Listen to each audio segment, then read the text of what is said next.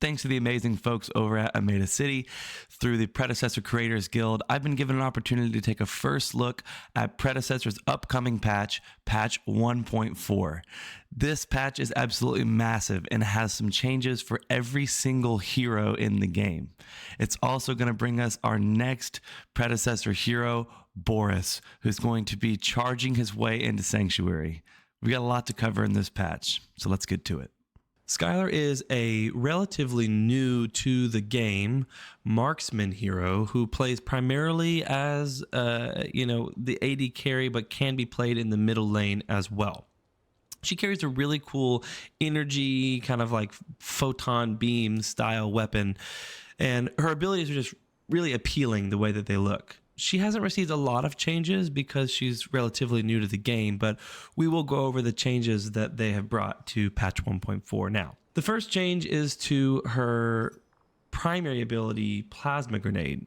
It's a little bit worse off than it was in the previous patch in that they've lowered the base damage and they have reduced the slow percentage later in the game as compared to previous patches.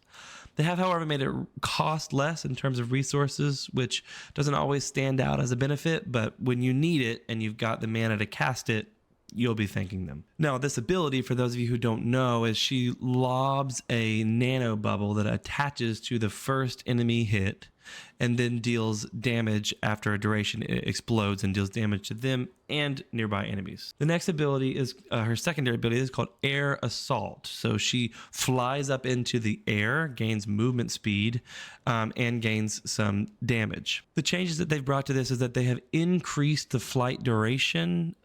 They have lessened the downward velocity so she can stay up longer. They have lowered the damage scaling and they've increased the resource cost on this. The next change is to her alternate ability, Hypercharge. Now, this is kind of the bread and butter of Skylar. It's a long-lasting ability that when you activate it, it's a beam that comes out of the end of the gun, and you'll have a nice clear indicator on the screen and a circle around the beam that shows you just how long this ability will last. The one change they've brought to this ability is they've increased the physical damage scaling, so you're just going to do more damage as the game goes on. The last ability that's received some adjustments is her ultimate ability, Atomizer. She's able to now hover for the cast duration. The charge time before shooting is up, but the scaling damage has increased. So all around, I think this is a good change.